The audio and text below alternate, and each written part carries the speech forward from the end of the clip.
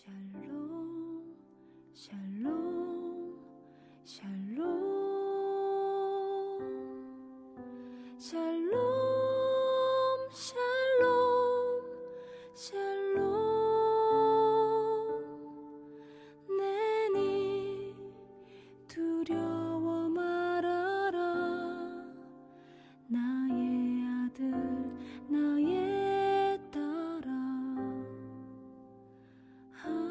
안심하라 샬롬 샬롬 샬롬 샬롬 샬롬 샬롬 나의 평안을 주노라 세상과는 다른 평안 두려워 마라 샬롬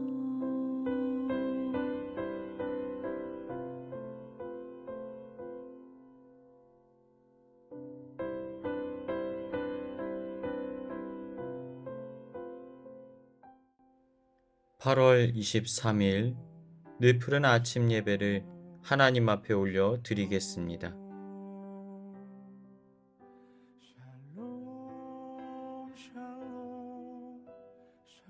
오늘 본문 히브리서 7장은 예수 그리스도께서 하나님과 인간 사이에 깨어진 관계를 연결해주는 대제사장으로서의 역할을 하신다는 것과 어떠한 근거를 통하여서 대제사장으로서의 권위가 주어졌는지에 관하여 말씀을 전하고 있습니다. 당시 교회 안의 유대인들은 거짓 사상과 가르침으로 인하여서 신앙적인 혼란 가운데 빠져 있었습니다. 특별히 유대인들은 오늘날에도 예수 그리스도를 하나님의 아들 메시아로 인정하지 않습니다. 그 당시의 초대교회도 이러한 사상들이 자리하고 있었던 것입니다. 이러한 상황 속에서 히브리서 기자는 구약 속에 아브라함의 사건 속에 등장하는 멜기세덱이라는 인물을 통하여서 예수 그리스도의 권위를 설명하고 있습니다. 유대인들이 가장 중요하게 여기는 믿음의 조상 중에 아브라함이라는 인물을 빼놓을 수가 없습니다. 아브라함은 하나님께 복의 근원으로서 특별한 은혜를 입었던 인물입니다. 창세기 12장 1절부터 3절 여호와께서 아브라함에게 이르시되 너는 너의 고향과 친척과 아버지의 집을 떠나 내가 내게 보여줄 땅으로 가라. 내가 너로 큰 민족을 이루고 내게 복을 주어 내 이름을 창대하게 하리니 너는 복이 될지라. 너를 축복하는 자에게는 내가 복을 내리고 너를 저주하는 자에게는 내가 저주하리니 땅의 모든 족속이 너로 말미암아 복을 얻을 것이라 하신지라. 오늘날에도 유대인들은 자신들이 아브라함의 후손이라는 사실을 자랑스러워합니다. 그리고 아브라함에게 주어졌던 약속의 복이 자신들에게 임하게 된다라고 확신하고 있습니다. 그 누구보다도 믿음의 조상 아브라함에게 특별한 영적인 권위를 부여하고 인정하고 있는 것입니다. 실제로 오늘날 예루살렘 성전을 지었던 성전산이 아브라함이 이삭을 바쳤던 모리아산이라는 사실은 유대인들이 아브라함에 대하여서 얼마나 권위를 인정하고 있는지를 알 수 있는 대목입니다. 그런데 히브리서 기자는 아브라함이 겪었던 구약의 사건 속에서 예수 그리스도의 대제사장으로서의 권위를 설명하고자 합니다. 우리가 성경을 살펴보면 아브라함이 조카 롯을 구하기 위하여서 자신의 가신 418명을 데리고 싸움을 벌이는 장면을 발견할 수가 있습니다.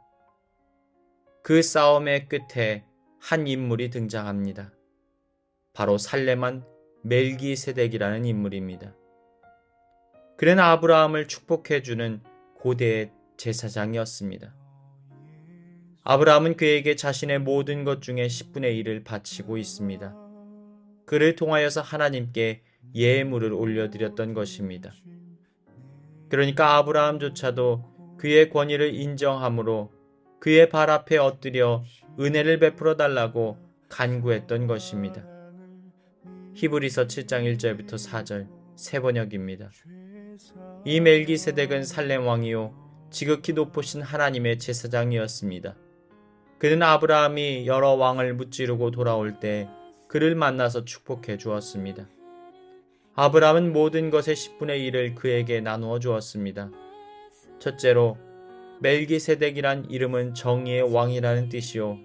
다음으로 그는 또한 살렘 왕인데 그것은 평화의 왕이라는 뜻입니다. 그에게는 아버지도 없고 어머니도 없고 족보도 없고 생애의 시작도 없고 생명의 끝도 없습니다.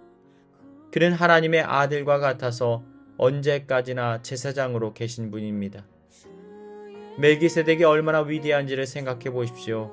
족장인 아브라함까지도 가장 좋은 전리품의 10분의 1을 그에게 바쳤습니다. 여러분, 본래 유대인들이 인정하는 제사장의 족보는 레위 지파의 아론의 혈통들이어야 합니다. 그런데 아론의 혈통들이 아직 아브라함의 자손으로 세상에 등장하지도 않은 시점에서 아브라함과 그 자손들을 향하여서 축복을 주었던 멜기세덱 제사장의 권위가 얼마나 크다 말할 수 있겠습니까? 그러니까 멜기세덱 제사장은 세상의 혈통을 따르지 않고 하나님의 혈통으로 대제사장의 직무를 수행해 왔던 것입니다. 그러한 그가 아브라함에 대하여 복을 빌어주고 있는 것입니다. 6절부터 7절 세 번역입니다. 그러나 멜기세덱은 그들의 족보에 들지도 않았지만 아브라함에게서 10분의 1을 받았고 하나님의 약속을 받은 그 사람을 축복해 주었습니다. 두말할 것 없이 축복은 아랫사람이 윗사람에게서 받는 법입니다. 그렇다면 멜기세덱은 과연 누구입니까? 바로 하나님의 제사장입니다. 그는 예수 그리스도의 표상인 것입니다. 이러한 멜기세덱의 반차를 따라 예수 그리스도께서 대제사장이 되셨다는 사실을 선언하고 있는 것입니다. 15절부터 19절 멜기세덱과 같은 모양으로 다른 제사장이 생겨난 것을 보면 이 사실은 더욱더 명백합니다. 그는 제사장의 혈통에 대하여 규정한 율법을 따라 제사장이 되신 것이 아니라 썩지 않는 생명의 능력을 따라 되셨습니다. 그를 두고 말하기를 너는 멜기세덱의 계통을 따라서 영원한 제사장이다 한 증언이 있습니다. 전에 있던 계명은 무력하고 무익함으로 패하게 되었습니다. 율법은 아무것도 온전하게 하지 못하였습니다. 그래서 하나님께서는 더 좋은 소망을 우리에게 주셨습니다. 우리는 이 소망을 힘입어 하나님께 가까이 나아갑니다.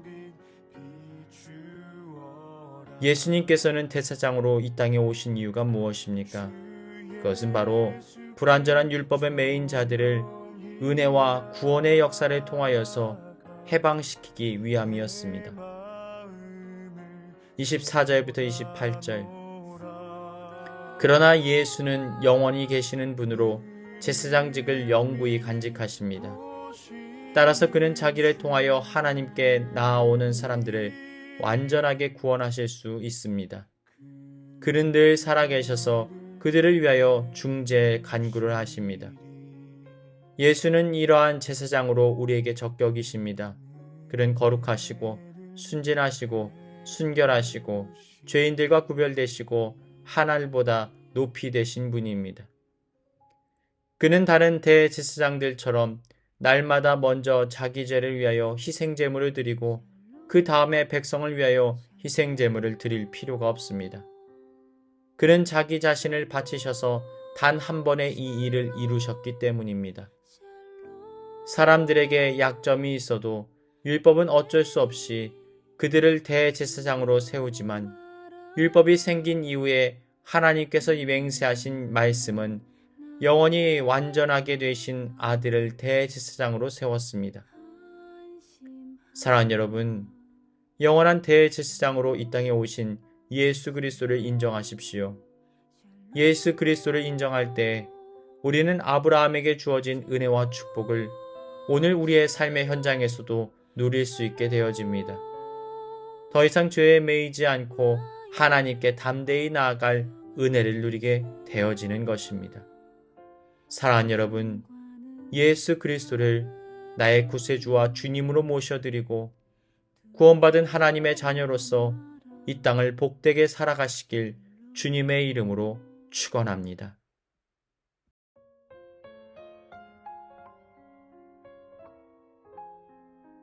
이 시간 교회 주신 공동의 기도 제목을 가지고 다 같이 기도하시겠습니다.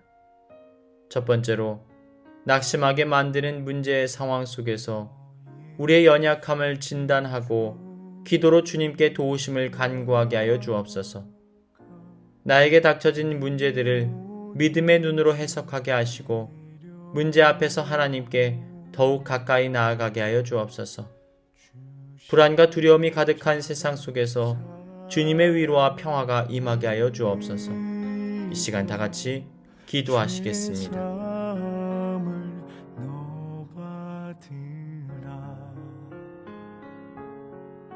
주 예수의 은혜를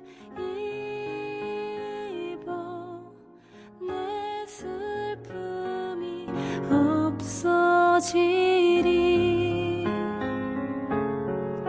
내 이웃을 늘 사랑하여 너 받은 것 거저주라. 주 예수께 조용히 나가 내 마음을 쏟아놓으라. 늘은 미리 보시는 주님, 그 은혜를 베푸시리. 주 예수를 친구로 삼아 늘 내 옆에 모시어라. 그 영원한 생명샘 물에 내 마른 목 죽이어라.